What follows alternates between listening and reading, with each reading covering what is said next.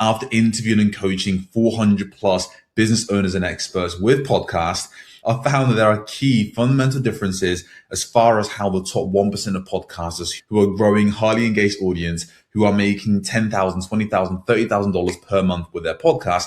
There's a big difference between them and the other 99% of podcasters who are stuck with slow growth, barely getting in leads, aren't getting the engagement they want for their podcast, no matter how much content they put out. So I'm sharing this to help you identify the key differences if you're in the 99% at the moment, and then give you the habits so you can start forming them right away.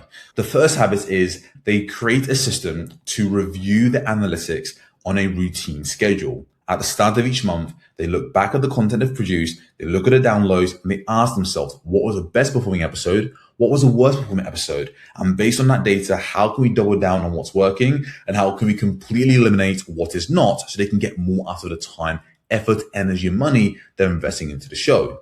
The second habit, as boring that they form, is they obsess over solving specific problems for the audience they want to reach, rather than talking about topics they want to talk about that they're interested in, or topics that a guest wants to talk about. They understand that front and center should be the listener they want to attract. And by them talking about the problems the listeners want solved, they can consistently attract more of the right listeners, compound their growth month after month, and not stay stuck with a podcast that doesn't grow because it's basically a podcast just for them. And well, if it's just for them, then it's a party of one, and they want to make significantly more impact. They're not happy with just reaching 50 listeners per episode or 100 listeners per episode. They're trying to get to 1,000, 5,000, 10,000 listeners per episode. That's what it means to be in the top 1%. But they take that extra step that most people would completely ignore. The third is when they write a title, they ask themselves a simple question: so what? Why does this matter? Why should people care? So what? And then they fill in the gap to make sure their titles are super attractive and to make sure their titles actually gets clicked on instead of being ignored.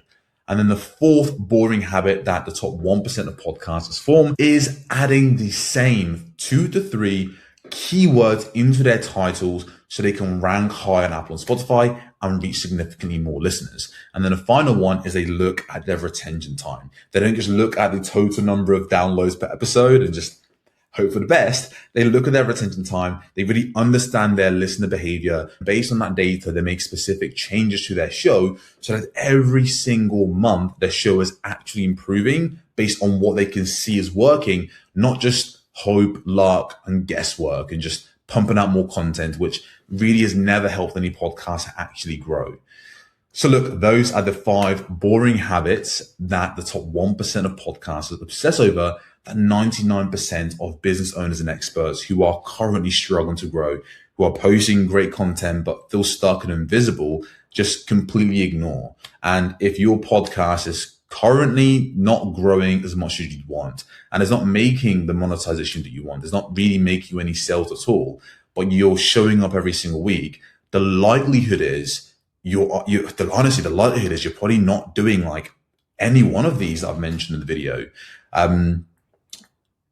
which should actually be a good thing. That sounded terrible, which should actually be a good thing because it shows you the blind spot that you have to work on and the habits you need to form in order to take your show to that next level.